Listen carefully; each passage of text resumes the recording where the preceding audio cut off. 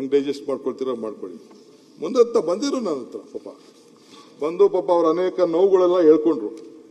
ನಾನು ಅವ್ರದ್ದು ಕೇಸ್ಗಳಿಗೆ personal case ಅಸೆಂಬ್ಲಿಲಿ ಏನು ನಡೀತು, ಕಾರಲ್ಲಿ ಏನು ನಡೀತು, ವಿಧಾನಸೌಧದಲ್ಲಿ ಏನು ನಡೀತು, ಅವ್ರ ಕ್ಯಾಬಿನೆಟಲ್ಲಿ ಏನು ನಡೀತು ಅದೆಲ್ಲ ನನ್ನ ಹತ್ರ ಸ್ಟೋರಿ ಇದೆ. ಈಗ ಬೇಡ ಅದೆಲ್ಲ, ಅದನ್ನೆಲ್ಲ ತಗೋಬೇಕು ಅಂದ್ರೆ ಬೇಕಾದ್ರೆ ಚರ್ಚೆ ಮಾಡೋಕ್ಕೂ ನಾನು ರೆಡಿ ಇದ್ದೀನಿ. ಅವೆಲ್ಲ ಸ್ಟೋರಿ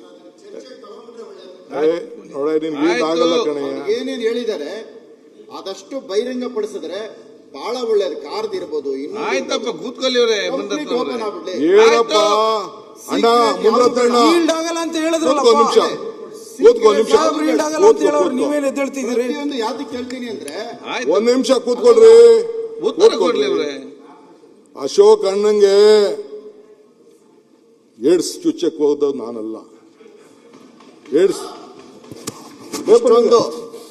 ಕಂಪ್ಲೇಂಟ್ ಇದೆ, FIR ಇದೆ. ಈಗ ಯಡಿಯೂರಪ್ಪನ ಮನೆ ಏನಾಯ್ತು ಅಂತ ನನ್ನ ಹೇಳಬೇಕಾಗಿಲ್ಲ. ಮಾತಾಡಕ್ಕೆ ಅವಕಾಶ ಕೊಡ್ತೀರಾ ಇಲ್ಲ? ಮಾತಾಡಲಿ, ಉತ್ತರ ಮಾತಾಡಕ್ಕೆ ಅವಕಾಶ ಕೊಡ್ತೀರಾ ಇಲ್ಲ? ಇಂಡಿವಿಜುವಲ್ ಬೇಡ, ಇದು ನಾವು ಕಾರ್ಪೊರೇಷನ್ ಕೊಡ್ತೀರಾ ಇಲ್ವಾ? ಕಾರ್ಪೊರೇಷನ್ ಕೂತ್ಕೊಳ್ಳಿ. ಕಾರ್ಪೊರೇಷನ್ ಬಗ್ಗೆ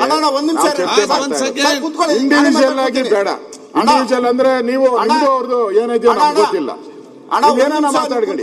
ಇಲ್ಲಿ ಇನ್ನು ಬಹಳಷ್ಟು ಜನ ಬಹಳ ಚರ್ಚೆಗಳನ್ನ ಮಾಡ್ಬೇಕಾಗಿದೆ. ಇದಕ್ಕೆ ಒಂದಿನ ಸಾಗಲ್ಲ, 4 ದಿನ ಬೇಕು. ಇದಕ್ಕೆ 1 ನಿಮಿಷ ಮಾತಾಡ್ಕೊಳ್ತೀನಿ. ಅದಕ್ಕೆ ಸಪರೇಟ್ ಆಗಿ ಅವರಿಬ್ಬರು ಒಂದೇ ನಿಮಿಷ ಅಧಿವೇಶನ ಮಾಡಿ, ಅವರಿಬ್ಬರಿಗೆ ಒಂದು ಅಧಿವೇಶನ ಮಾಡಿ.